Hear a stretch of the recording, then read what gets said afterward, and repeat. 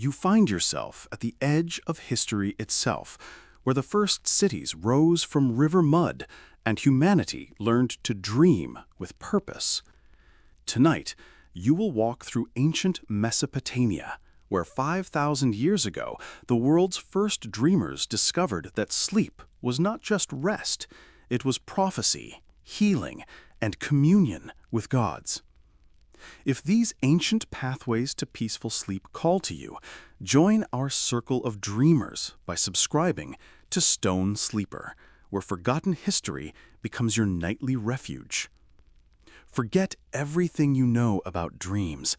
Here, in the cradle of civilization, between the Tigris and Euphrates rivers, you will discover temples built for sleeping, priests trained in dream interpretation, and rituals that turned the night into sacred theater.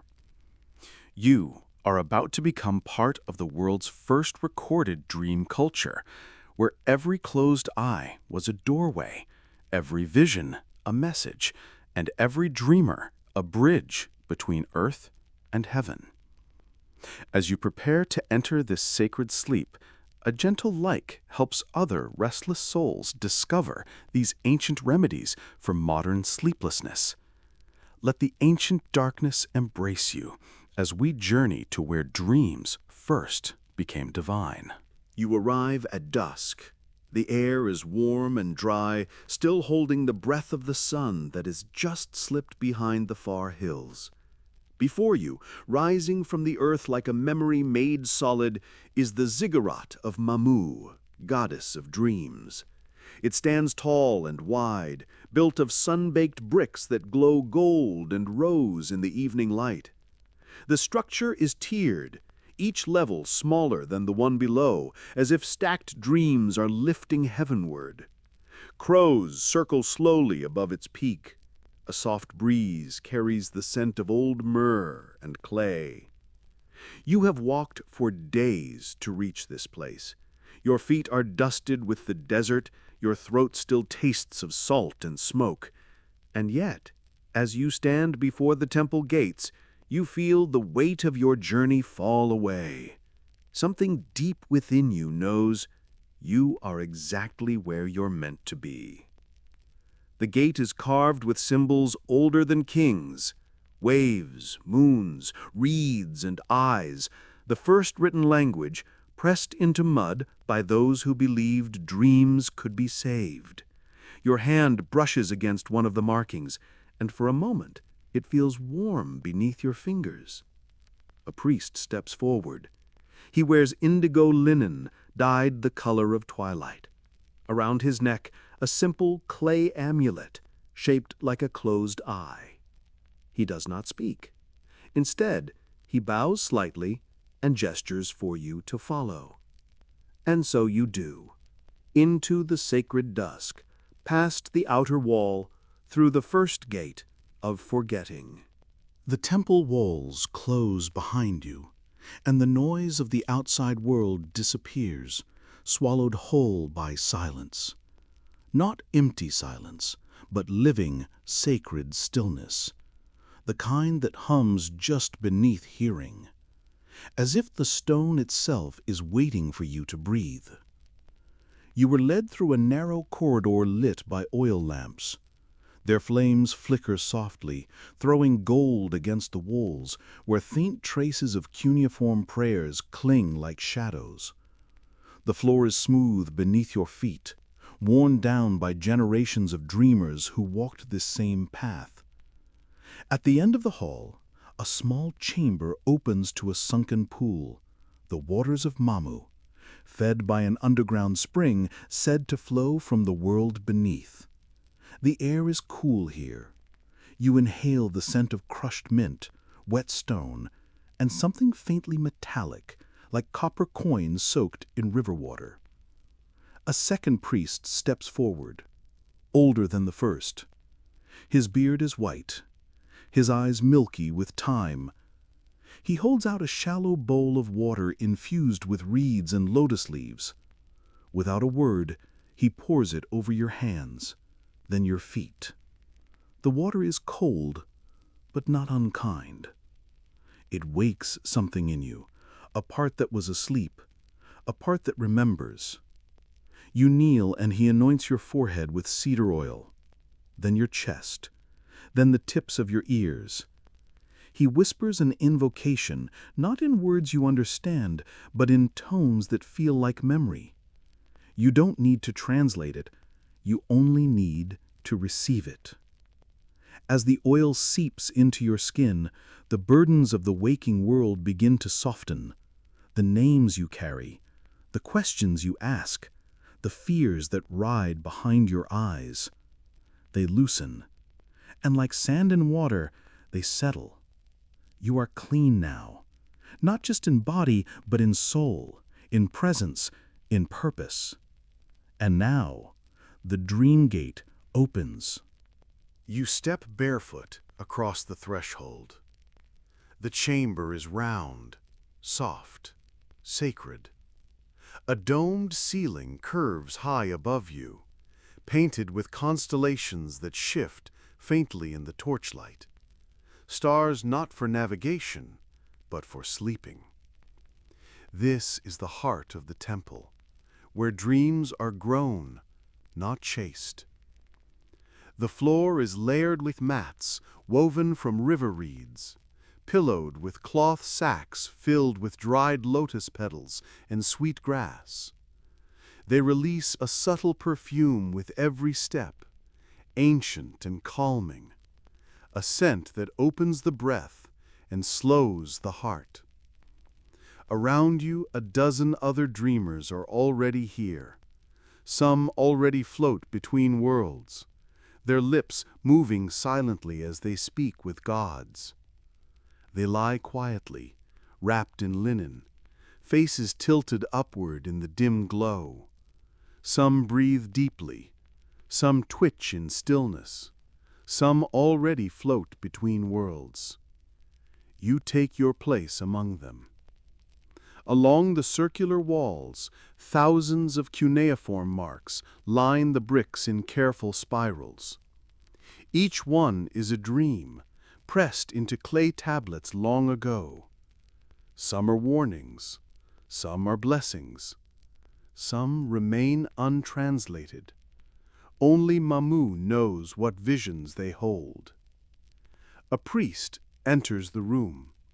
He carries a bronze bowl filled with glowing coals and powdered resin. As he passes, the air thickens with smoke that doesn't sting, only folds. It moves like a veil, like the skin between worlds, thinning.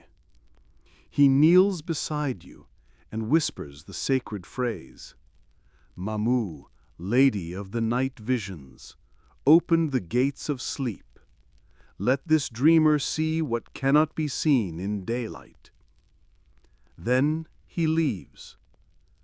The only sound is the river outside, the same river that watched over Sumer, Akkad, Babylon. You breathe in through your nose. The pillow beneath you warms slightly. The ceiling seems to bend like a soft sky. Your eyes grow heavy.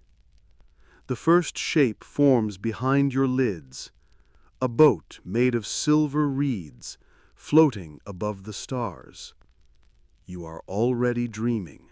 Your body lies still, but you are no longer anchored by it. The mat beneath you might as well be clouds.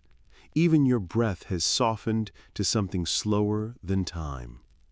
You are drifting, not away, but inward.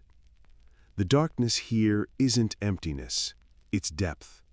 It folds around you like a second skin, warm and silent, as if the goddess herself is watching over your slumber. Your senses no longer belong to the waking world. You begin to feel things that aren't made of bone and dust. Colors that hum, textures that glow, sounds that arrive in the shape of symbols. A whisper touches your ear, not outside, but inside. This is where the dream begins. You don't know who spoke. You're not even sure it was spoken. You are floating through shadow corridors made of breath. Symbols rise and fall like waves. A lion, a reed, a burning eye. They appear for only a moment, but leave impressions, like stepping on wet clay. And then the temple fades behind your thoughts. You are somewhere else now, a landscape that doesn't follow maps, a space stitched together from memory, myth, and the soft press of longing. And yet something deeper than reason tells you this is not illusion. This is the foundation of reality, older than waking, more honest than daylight. You are not dreaming randomly. You are dreaming with intention. You are dreaming with guidance. You are dreaming for something. And so you let go completely of time, of questions, of the edges of yourself, and you fall into the first sacred night. You pass through a veil that isn't fabric, but sensation, like stepping through the sound of a drumbeat that never quite ends. You stand now in a place that feels both vast and enclosed, like being inside the chest of the world. There is no floor beneath you, only swirling mist that carries fragments, a child's voice, a crow's feather, a clay seal stamped with a spiral. You look down at your own hands.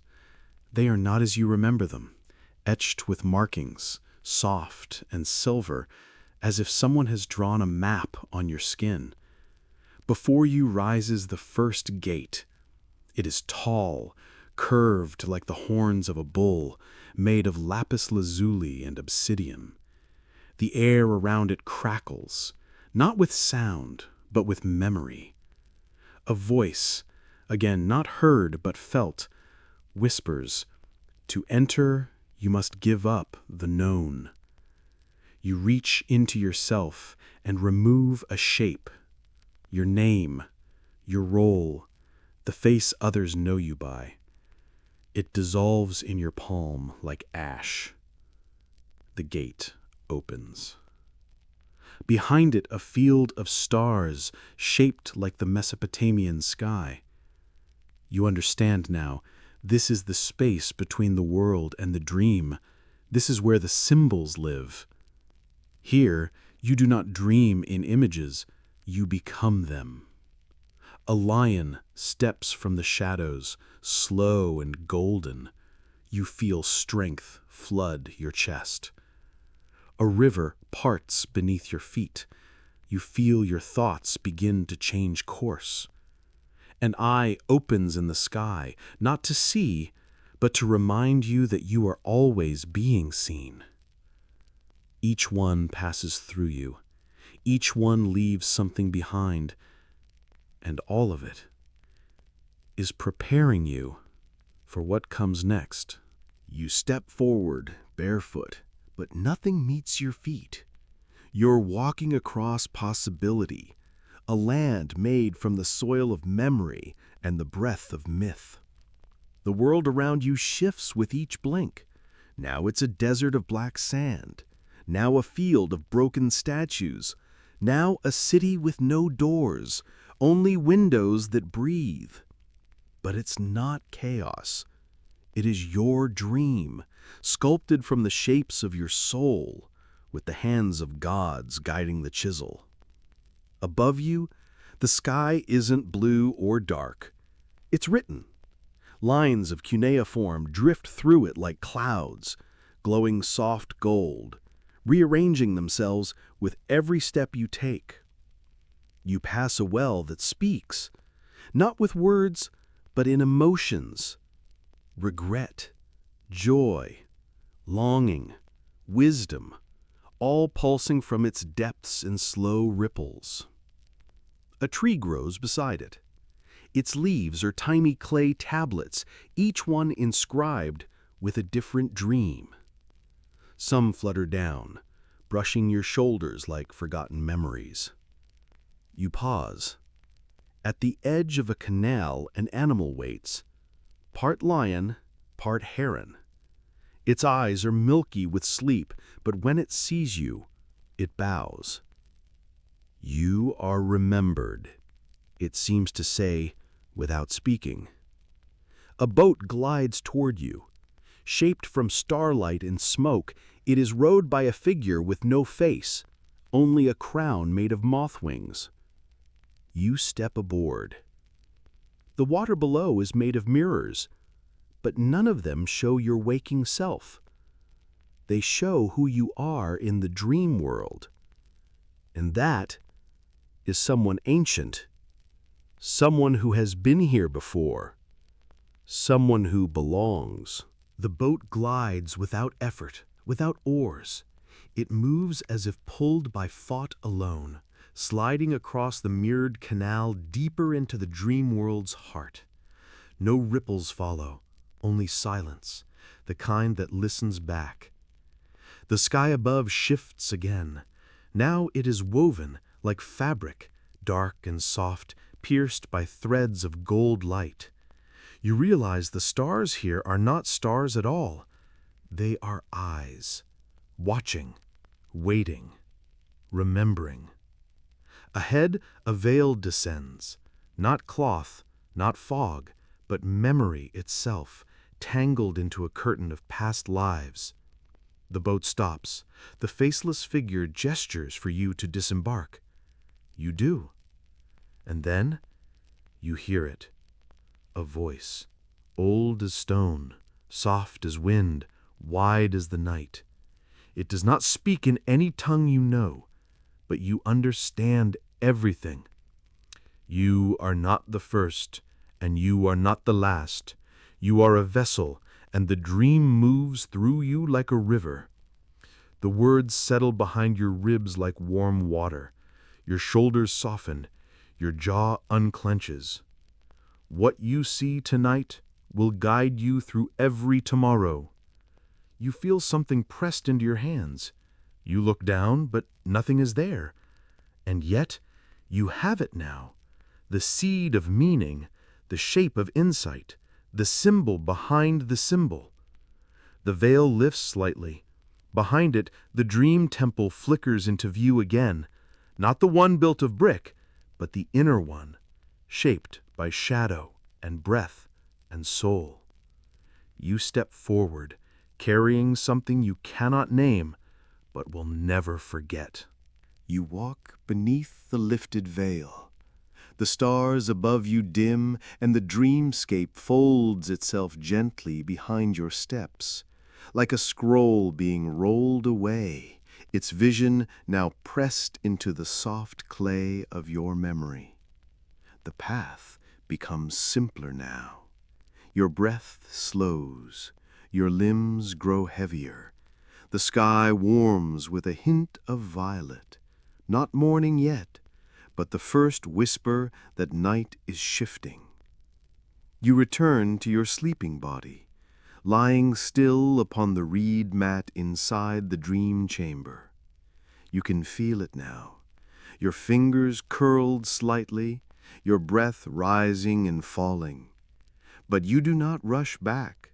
No, this return is sacred. The soul must re-enter gently, like ink returning to the well. You hear distant movement. A priest adjusts a lamp. Another dreamer stirs and sighs in sleep. The scent of cedar and smoke still lingers in the air, wrapping around you like a soft shawl. You lie there, between realms. Your mind still echoes with dream symbols. You remember the faceless boatman, the speaking well, the voice behind the veil. And you understand something simple, something permanent. You have been touched by the dream goddess, not in fantasy, not in illusion, but in truth. The kind of truth that only comes in sleep and only stays when honored. You don't open your eyes, not yet. You stay in the warmth of stillness, in the hush between breaths. The dream has ended, but the journey has only just begun. The air around you has changed. It feels deeper, thicker, not heavy, but charged, like something sacred is about to begin. You sense it before you see it, the first of the 7 gates. It rises from the darkness like an arch carved from silence itself. Its surface is rough, not stone, but thought, as if the barrier is made of your own resistance. A figure stands beside it. You can't see their face, only the outline of feathers on their shoulders and eyes that shimmer like obsidian soaked in moonlight. They do not speak. Instead, they hold out a hand, not asking for payment, but surrender. You understand. To pass this gate, you must remove your crown of thoughts, the constant circling of plans and worries, names and roles. You lift it gently from your head. It is lighter than you expected. And yet, as it leaves your body, you feel yourself exhale in a way you didn't know you were holding back. The gate opens with no sound, only a soft pulling, like a tide returning to sea. You step through, and you feel it. The world behind you softens, its edges blur. You are still yourself, but you are no longer only yourself. This is the beginning of descent, not into darkness, but into truth. The 2nd gate waits ahead, and already you feel lighter. You walk forward. Each step feels more like floating than walking. The floor below you dissolves into shadow, then reforms beneath your feet like soft, whispering ash. Ahead, the 2nd gate shimmers into view. It is shaped like the crescent moon, thin, curved, silver blue, and its surface pulses with faint echoes, overlapping voices, laughter, market cries, birdsong, the wailing of a newborn. As you approach, the sounds grow louder, not from around you, but within you. Memories of noise, of earthly distraction, of every sound you've ever carried. And then, a hush. The guardian at this gate holds a bowl of still water. You know what to do. You kneel and dip your fingers in. The water is warm, smooth, heavier than it should be. It clings to your skin like oil. One drop lands on the floor, and all the noise vanishes. No voices, no wind, no breath, only stillness. You have surrendered your ears of the waking world. The gatekeeper nods. The arch before you opens like a blooming flower of stone. Behind it, the world is dimmer but deeper. You pass through, and in that silence, other senses awaken. You hear with your skin now the subtle vibration of unseen energies. You feel with your breath the weight of meanings behind meanings. You are not deaf. You are simply attuned. And with that attunement, the 3rd gate appears in the distance, rising like a question. The path narrows and the air shifts again. It now carries a warmth that buzzes faintly, like the underside of a drum, as if every sound you've ever spoken is humming around you, just out of reach. The 3rd gate rises slowly from the mist. It is shaped like an open mouth, not carved, but formed from echo. The lips are sculpted from terracotta, cracked with time, whispering words from dreams you once forgot. The gatekeeper here wears no robe. They are draped instead in strips of old parchment, covered in ink that constantly rewrites itself, a scroll that never stops speaking. You understand without being told. This is the gate of voice. To pass, you must give up your need to explain, to narrate, to make meaning through sound. You feel your throat tighten, not with fear, but with release. You press your palm over your chest. Breathe out. Once, twice, and from your mouth a strand of smoke rises, gray, delicate, swirling. It's not smoke, it's language. Your language, your opinions, your defenses, the way you frame the world in words. You offer it. The gatekeeper catches it in a clay vessel. They cork it with silence, and the gate opens. You step through. And though you cannot speak now, you begin to understand in new ways, through pulse, through vision, through dreaming logic. This is not a loss. This is an opening. The fourth gate glows ahead, faint and red, like a coal waiting to be touched. And you go on, lighter than before. You approach slowly now, not because you're afraid, but because the fourth gate hums with recognition. It knows you. You feel it before you see it, the weight of expectations, titles, memories of how others have seen you, carried like jewelry you didn't know you wore. The gate reveals itself, a towering arch of copper and bone, wrapped in rings, sashes, golden seals, all inscribed with roles: mother, merchant, scribe, child, stranger, loved. At its center hangs a mirror, not polished, but smoked. When you gaze into it, you see your reflection multiply into every version of yourself you've ever been for others. And the gatekeeper here is many-faced. They wear a mask that flickers: noble, servant, priest, outcast, ruler, beggar.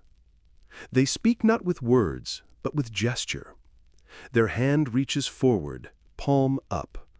You know what they ask. Slowly, you lift the necklace of identity from around your throat, a chain woven of memory, role, and reputation. It glows briefly as you unhook it, and when you let it fall into the gatekeeper's palm, you feel your chest open, not emptied, but clarified. The gate responds immediately. The mirror shatters without sound.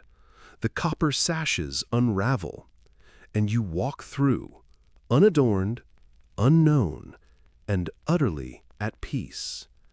You are not what the world sees now. You are becoming something simpler, not smaller, just truer. The fifth gate rises ahead. It looks like a heartbeat turned into stone, and your feet carry you forward. You are bare now. No title, no tongue, no sound. And still, the journey draws you deeper. The fifth gate pulses faintly in the dark ahead. It doesn't rise tall or gleam like the others.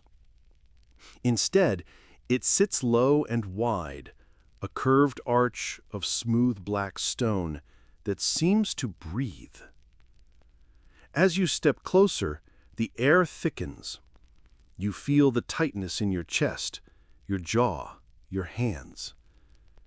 1,000 stored feelings rise to the surface like embers from deep ash. Anger you never voiced. Joy you never dared to feel. Sorrow sealed so tightly it forgot how to weep. This is the gate of the breastplate, not of metal, but of emotion hardened into defense. The guardian here wears no robe, no armor. They are soft, open, transparent. Their chest glows with pulsing light, and when they meet your gaze, your own ribs begin to tremble.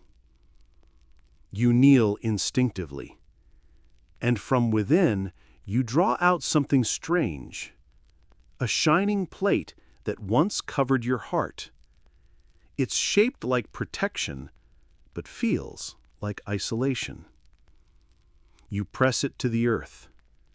It melts, not into fire, but into tears. For the first time on this journey, you cry. Not from pain, but from release. The gate shimmers open, and as you pass through, you feel emotion flow freely for the first time in years, not as a storm, but as a current. You are still you, but now you are feeling again. Not reacting, not performing, just feeling. The sixth gate waits, tall and thin, flickering with something that feels like memory. You walk toward it, your chest light and open. You step with bare feet across a floor of warm stone. It feels like walking on something ancient, not cold ruins, but the living memory of a city long gone, humming just beneath the surface. Ahead, the sixth gate flickers, tall and narrow, glowing faintly blue like the flame of an oil lamp. It's different than the others, quieter, harder to look at directly, as if the air around it bends perception itself.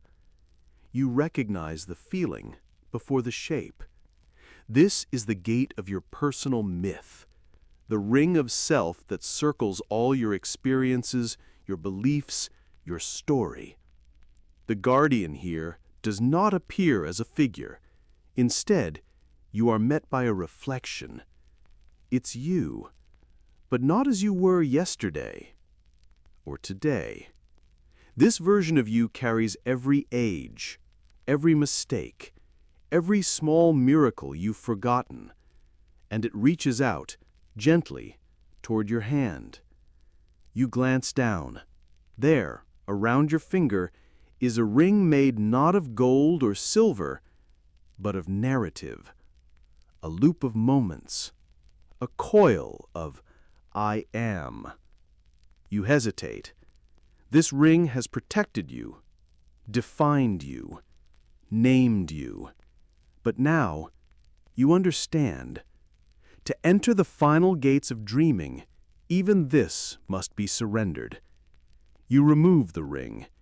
It leaves a faint glow on your skin, a trace that says, you were here, you mattered, you moved forward, and your reflection nods, not in farewell, but in recognition. The gate opens, and when you pass through, it is like stepping into the blank space between sentences, a pause so full of meaning it silences everything else. Ahead, the seventh and final gate waits, and it does not shimmer. It stands still, dark, ready. You approach with no crown, no voice, no name, only breath, only stillness. The seventh gate does not glow. It does not shift or shimmer. It stands like absence, a doorway carved from night, lined with nothing. There is no guardian, no ritual, only a question that fills the space like gravity.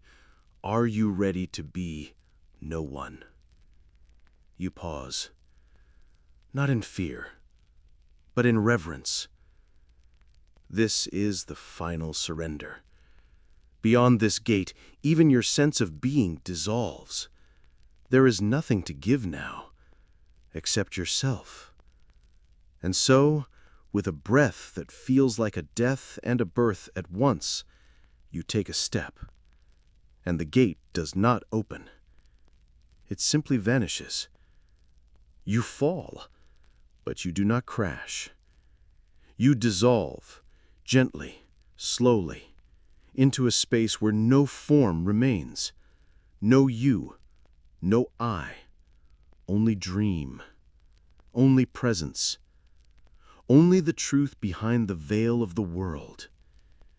You float there, or maybe you are the space itself, a pool of stillness before the gods, a quiet where visions are planted like seeds. And from that stillness, they come. The visions. Not images, not thoughts. Knowings. Truths that cannot be spoken, only carried. Whispers wrapped in gold dust. Shapes carved in light. They enter your being like warmth, like trust, like the part of a story you've always known, but could never name. You feel the world reform around you, slowly, gently, like waking underwater. Your breath deepens. Your fingers twitch. You're still lying on the reed mat inside the Temple of Mamu, but now your body feels like a vessel refired, reshaped in the kiln of dreams. You carry no memory of shape or image, only feeling. A knowing that something deep and sacred took place, and you are no longer who you were before. The priests begin to move around you, soft footsteps on sanded stone. One of them drips warm cedar oil onto your forehead. Another hums an old, wordless lullaby. The ritual is not yet complete. You must now receive what you surrendered, but changed. Your identity returns not as armor, but as understanding. Your voice returns not as noise, but as purpose. Your roles return, not as burdens, but as echoes. Everything you laid down at the gates is now transformed. You sit up slowly. No one speaks, because they all know you have seen what most will never touch. You have passed through the gates and come back whole. Whole in a new way. Whole with space inside. The dawn has not yet come, but the air glows faintly at the temple's edge. A priest kneels beside you and offers a small scroll, not to read, but to keep. A blank scroll. Your future. You bow your head, scroll in hand, and the dream settles like a feather in your heart. Tomorrow will begin soon, but for now, you are still walking the bridge between sleep and waking, and you are not alone. The sky outside the temple is still dark, but inside a different light stirs, not from the stars, but from the gentle flicker of oil lamps arranged in a wide circle around the dream chamber. Their flames dance low, golden, reverent, casting long shadows across the reed mat where your body rests. You sit now, awake, but not fully returned. Your breath is slow. Your eyes still carry the blur of distant visions. A priest touches your shoulder lightly, the signal. It is time. You rise quietly, joining the others who also journeyed through sleep tonight. Each of you is guided by a silent temple scribe, draped in linen dyed with the blue of river clay. Their skin glows faintly from the lamp's warmth. Their eyes are soft, patient, ancient, knowing. You follow them through a stone corridor carved with scenes of dreamers long past, a boy chasing a bird made of fire, a woman with stars rising from her open mouth, a king offering a lion to a cloud. These are not myths, they are memories, etched here not just in stone, but in practice. At the end of the corridor is a long, low room. It smells of clay and beeswax. Dozens of tablets rest on woven mats, some still damp, others fired and dry. This is the dream archive. The scribe beckons you to sit. He places a fresh, soft clay tablet in front of you. He waits, not for speech, but for you to remember. You close your eyes, and slowly the visions return, not as images, but as symbols. A door made of mist, a woman with no face, a staircase that grew roots. You speak softly, and the scribe begins to write. The scribe's hands move slowly, deliberately. He presses the thin stylus into the damp clay, carving each symbol as if it were sacred law. And in a way, it is. This is not just a dream journal. It is a record of communication between mortal and divine. Your words become symbols. Your images become cuneiform. Not literal translations, but interpretations. A lion becomes the sign of power. A river becomes a passage. A staircase without end becomes an unanswered question. You watch the scribe work, but you don't interrupt. He is not simply writing. He is weaving meaning. You glance around. All across the room, other scribes do the same, pressing the night into clay with practiced rhythm, building a language from fog.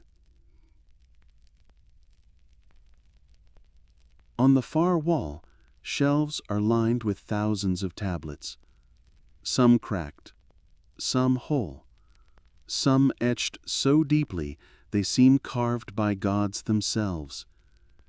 These are the dreams of generations, each one personal, each one timeless. The scribe pauses. He looks at you with soft eyes and murmurs, "This next symbol, only you can name it." He turns the clay toward you, and you see it. An image that stirs something deep, an unspoken knowing. Not a word, a truth. You press your fingertip into the clay beside it. The impression is simple, but real.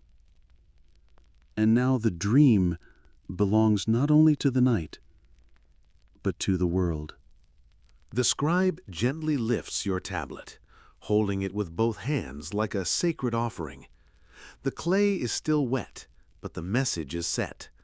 He rises without a word. You follow him through another hallway, narrow and cool, carved with glyphs so ancient even the scribes cannot read them all. At the end of this passage lies a vast, quiet space, a room larger than any in the temple. A place without sound, but filled with presence. This is the library of sleeping visions.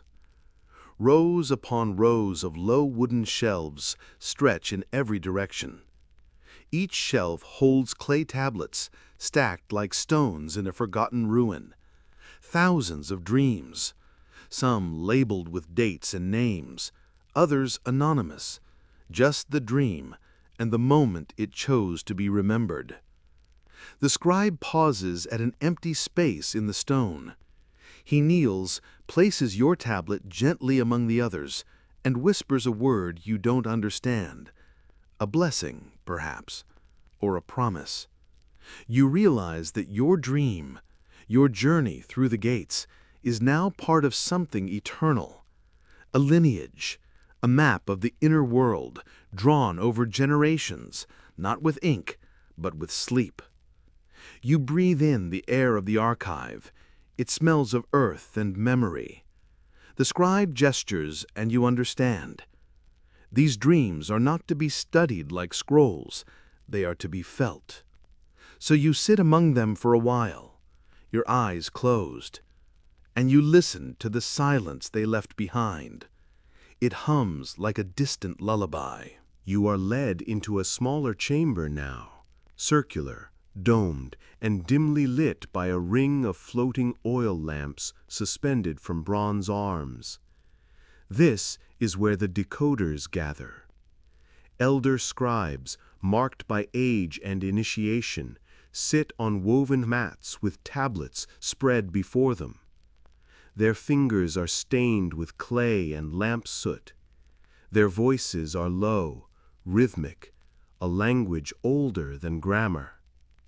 You sit beside one of them. He nods once, acknowledging you not as a student, but as a fellow dreamer. On the mat between you, he places a blank tablet, then a second one already inscribed with someone else's dream. A bird that sheds feathers of fire, a mountain of sleeping eyes, a voice that says nothing but is understood. He turns to you and begins to teach. All dreams are layered, he says softly. The outer is image, the middle is symbol, the core is emotion. He draws 3 lines in the clay, like a cross-section of the mind. Then he gives you a stylus. Begin with the image, he whispers. You press the shape of your lion. He nods. Now go deeper. You etch a wave. Deeper. You draw a simple spiral. He smiles, not because it is right, but because it is true to you. This is the process, not decoding to solve, but decoding to remember what the soul already knows. You sit with him for hours. You lose track of time. You are no longer analyzing. You are translating yourself. The elder scribe now places 3 ancient tablets before you. Each is different in shape, in texture, even in weight. You notice it immediately.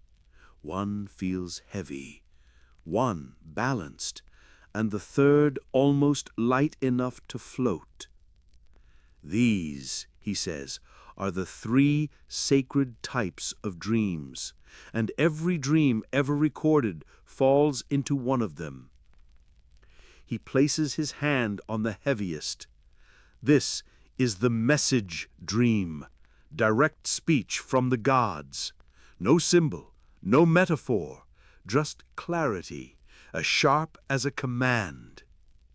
He turns it over. You see only one sign etched in the center, a flame with wings. When this appeared, he whispers, a city changed its fate overnight. He touches the second tablet, the one that feels even and centered. This is the symbolic dream, the most common kind, a story in disguise, a puzzle that must be unwrapped. He smiles as he reads. A goat walks backward through a flooded house. This foretold the return of an exile. Took us 3 nights to understand. You smile too. Dreams speak in riddles, but they want to be known. Finally, he lifts the lightest tablet. The healing dream, he says with reverence. Its surface is smooth, its inscription soft, almost faded. These are not always remembered. They come to ease the body or the spirit. A touch from the divine that leaves no trace but peace. He places your hand on this last one. You feel it hum, not with knowledge, but with comfort. He looks at you now, not as a student, but as someone who might become a scribe someday. and in your chest something ancient stirs. The dream session ends, not with a chant, but with a gesture. The scribes gather silently, lifting last night's freshly inscribed tablets, dozens of them, each held with both hands like newborn thoughts. You're handed one too. Yours. It's heavier than it looks, still soft, still breathing. You walk in a line with the others, down a narrow, torchlit passage that winds deeper into the temple's belly. The temperature drops. The air thickens, not unpleasant, but ancient. You descend stone steps carved with symbols of silence, a closed mouth, a coiled snake, a sleeping face. Then you enter it, the archive of clay souls. Unlike the dream chamber, this space is immense, a low hall stretching in every direction, its walls lined with tiered alcoves. Each one houses a dream. Each one has been read, blessed, and shelved by hands like yours, a living memory of the city's sleep, pressed into permanence. Some tablets are marked by symbols, a bird, a sun, a broken wheel. Others bear only numbers or names long forgotten. Your guide places his tablet on an empty shelf with quiet reverence. Then he steps aside. It's your turn. You approach the alcove marked for first-time dreamers. A single candle burns there. You slide your tablet in. It fits, as if it had always belonged there. You take a breath, not out of duty, but out of awe. You have joined the lineage. Your dream, your voice, your gate-walked vision is now part of this collective soul. And as you step back, you understand. In Mesopotamia, the night was never wasted. It was recorded and remembered. You're led from the archive into a garden courtyard, hidden at the temple's heart. The sun is still not up, but the sky is softening into that blue that comes just before daybreak. Stone benches form a wide circle beneath a canopy of fig trees. In the center, a brazier smolders quietly, releasing curls of myrrh and cedarwood. One by one, the dreamers gather, fresh from their journeys through the Seven Gates. You sit among them, cross-legged and silent. A priest-guardian enters, carrying a bowl of honey water. He walks the circle, letting each dreamer sip. It's not a ritual of refreshment, it's a seal, a sweet reminder that what passed in the night was real and now belongs to the waking world. Then the sharing begins, not aloud, not in full. Each dreamer speaks just one symbol, one moment, one fragment that still lingers like incense on the mind. I saw a tree made of eyes. I flew with no wings. A jackal whispered my name. You listen. You contribute.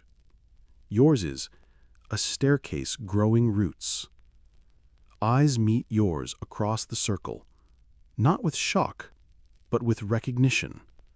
Someone else has dreamed of that before. This is how the temple preserves the collective dreaming. Not by analysis, but by weaving. No two dreams are the same, but together they sing. The priest writes nothing. He only listens. Because here, the memory of the temple is not held in scrolls or shelves. It lives in you. As the circle of dreamers begins to thin and rise, a hush settles across the courtyard. From the temple's shadowed hall emerges a figure few have seen up close, the head scribe, robed in deep indigo, trimmed with strands of golden thread. His beard is long and silver, his presence quiet but immense. He walks not with command, but with certainty. The circle opens. He stops in front of you. He does not ask what you dreamed. He already knows. Instead, he carries a small clay pendant, freshly inscribed with 3 signs: a spiral for the inner journey, a feather for the lightness of truth, a wave for what cannot be held. He places it in your hand. It's still warm from the kiln, softly fragrant from the herbs it was baked with. This, he says, in a whisper that hums like a chant, is your seal, not of what you dreamed, but that you did dream. You bow, not from obligation, but from honor. He steps back and looks at the courtyard, now half empty, the brazier glowing low. Some dreams are private, he says, turning to all. Some become stories, and some become paths. Then he's gone, vanished into the hallway of shadows and cuneiform. You remain seated, the pendant resting in your palm like a secret seed. And you realize you are not merely someone who came to dream. You are now a part of the dreaming itself, a living continuation of a sacred thread that stretches from ziggurats to stars, from silence to story, from the breath of sleep to the language of the soul. The first sign that night is ending isn't the light, it's the lamps. All through the temple, the oil lamps begin to flicker lower, not snuffed by hand, but by timing, by design. One by one, they surrender their flames, as if they too must sleep. You walk slowly through the halls, guided now not by a priest, but by the scent of dawn. A soft wind moves through the ziggurats' high slits, carrying the fragrance of river silt, blooming reeds, and wood smoke from distant morning fires.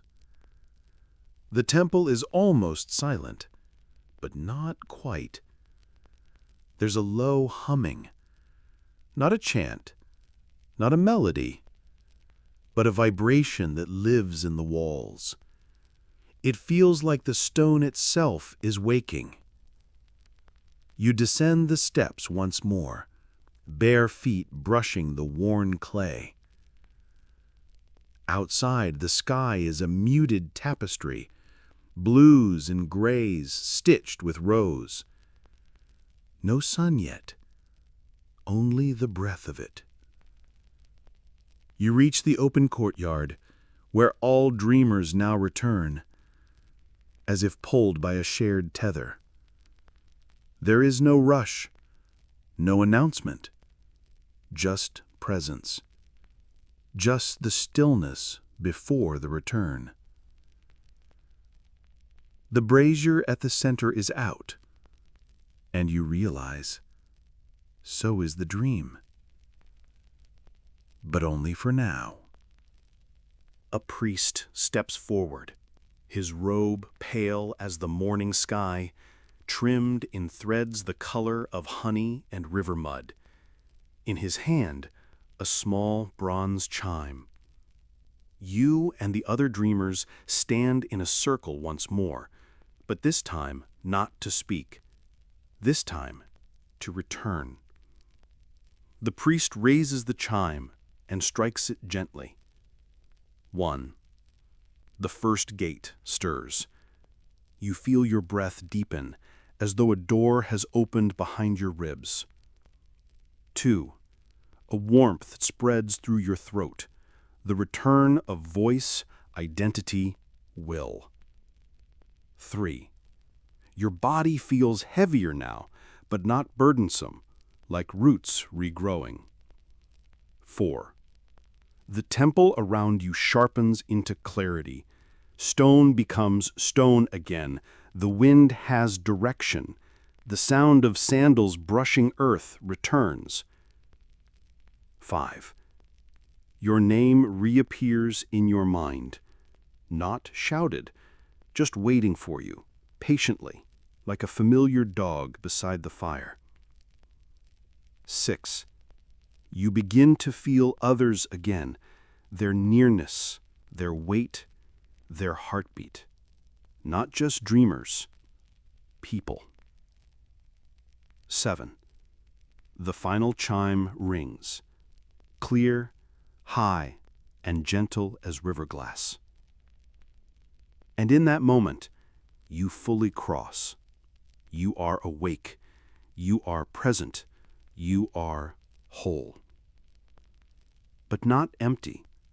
The dream stays with you, not clinging, but resting. You bow your head, not in worship, but in gratitude. For this quiet ritual of return. After the final chime, the priests begin to move, softly, slowly, like they're still walking through someone else's dream. You remain seated in the circle. There's no rush to stand, no ceremony of conclusion, only gentle transitions. A priest approaches you with a clay cup. It's warm in his hands, fragrant with something sweet and ancient. He offers it to you with both palms open. You lift it carefully. Inside, a pale golden liquid, steaming faintly. You drink.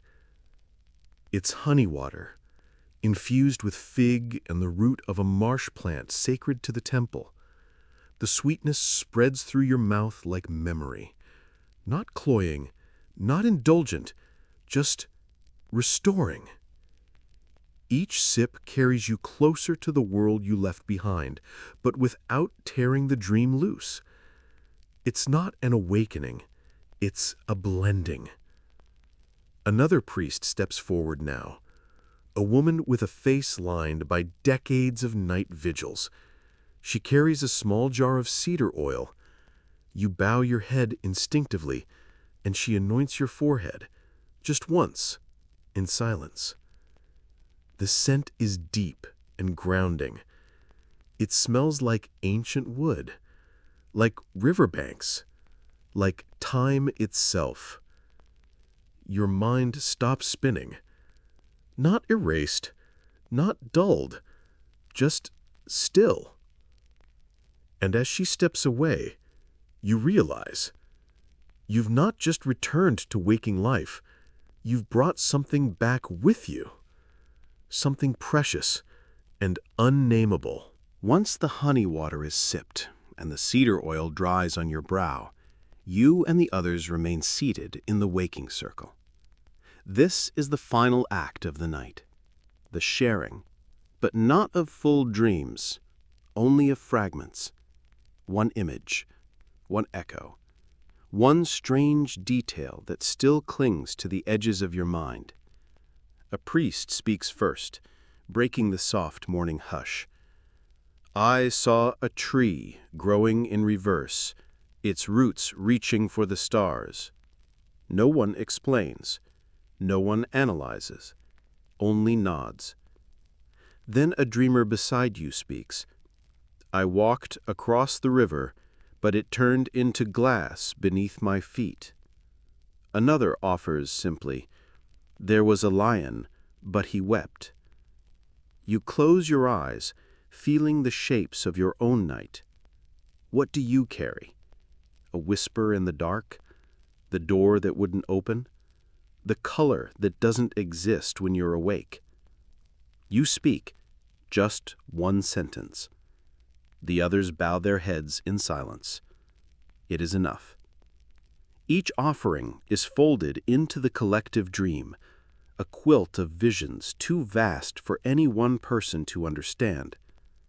The fragments swirl together, joy, fear, symbols, nonsense, truth. And somehow through them, the community remembers itself. not just as individuals who slept, but as a temple of consciousness. Each voice was a ripple. Together, they become the river. As the fragments settle into silence, a single flute begins to play. The melody is slow, winding and soft, like mist over water. It drifts through the courtyard, carried on the breath of morning. The dreamers rise together. The hymn is not loud, not grand. It is intimate, meant not for crowds, but for the gods who still hover between the worlds. A priest sings the first line, "O Mamu, who paints the night in visions, who walks barefoot across our minds." Others join, their voices layered like reeds in the wind. "You who open the eyelids of the soul and close them gently with silver hands." The words aren't memorized, they're felt. Some sing with closed eyes, others with tears. You don't know all the lines, but you hum, and you feel the meaning fill your chest. This is not praise, this is thanks. Thanks for being seen, for being guided, for being let in. As the hymn continues, two priests step forward, each holding a folded cloth. Inside them, last night's tablets, dry now, cooled by time and ritual. They are returned to their dreamers, wrapped gently like sacred letters. When your tablet is placed in your hands again, it feels different. Not heavier, not lighter, but wiser. You will not take it with you forever, but for now, it is your reminder that what you saw was seen, that what you dreamed was shared with the divine. Now the light finally touches you. Not just the faint glimmer of morning, but full sunlight, golden and slow, like honey dripping over stone.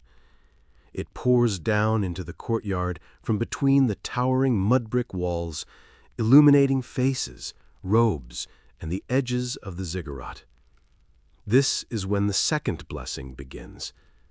Two elements, light and river. A priest of Shamash, the sun god, steps forward with a polished copper disc. He raises it high, turning it toward the sky, catching the first clean beam of the morning. The reflected light spreads across the gathered dreamers, dancing across their foreheads and hands.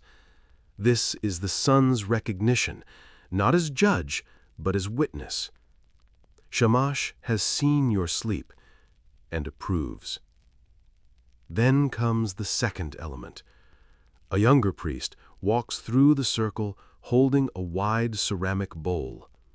Inside, water, drawn before dawn from the Tigris, untouched, flowing, sacred. He stops in front of each dreamer, dips a soft cloth into the bowl, and presses it gently to your wrists. The sensation is cool, earthy, electric, like touching the pulse of the world. You feel not just cleansed, but reconnected to your body, to your people, to the land and its ancient currents. The blessing is not loud, it is not dramatic, but when it is done, you know. You are no longer just a sleeper. You are a vessel that has crossed and returned, not empty-handed, but full of light and memory. The rituals are complete now. The dream has passed, and still the temple holds you, gently, like a mother reluctant to let her child go. But departure is part of the rhythm. And so the final act begins, the descent. You follow the winding ramp that coils around the great ziggurat. each level marked by symbols carved into stone: a sun, a vessel, a bird, a wave. Each tier a reminder of the gates you passed in sleep. The air is different now, alive. You hear the sounds of the waking city returning: donkeys braying, vendors preparing their baskets, a child laughing in the distance. But up here, it's still quiet. Your feet move in rhythm. Step, pause. Step, breath. The world below rises to meet you, but you do not fall into it. You descend with intention. As you pass each level, you remember parts of the dream, not as stories, but as sensations. The heat of a divine gaze, the silence of the seventh gate, the trembling joy of a shared vision. You pass a wall where vines climb in silence, their leaves dappled with the first blush of sun. You stop, touch one. It feels real. It is real. And yet, you know, you are not the same as the person who climbed these steps last night. That person sought dreams. This person carries them. The ziggurat no longer towers above you. It now lives within you. The city greets you not with trumpets, but with steam rising from the clay streets and the scent of bread warming on flat stones. Children run past with reeds tied like birds. Merchants open baskets of figs and almonds. The world turns as if nothing sacred happened while it slept. But you know better. You walk not back into life. You walk forward as someone who has crossed and returned. A dream keeper. You pass others in the crowd who glance your way, and for a moment you see it in their eyes. They know. They too have lain in the chamber. They too have tasted honey water, felt the chimes pass through their ribs, heard the river speak in their sleep. The dream keepers walk quietly among the people, never boasting, never explaining, just holding the invisible threads that connect night to day, gods to mortals, visions to waking act. You carry your tablet home. Maybe you'll store it on a shelf. Maybe you'll bury it in the earth. Or maybe you'll simply keep it in memory, a shape pressed into clay, but deeper still, into you. You are not a priest, not a king, not a scholar. But in this city of brick and breath, you are part of its oldest lineage. The ones who sleep with purpose, the ones who wake with meaning. A dream keeper. And tomorrow, the dream may come again.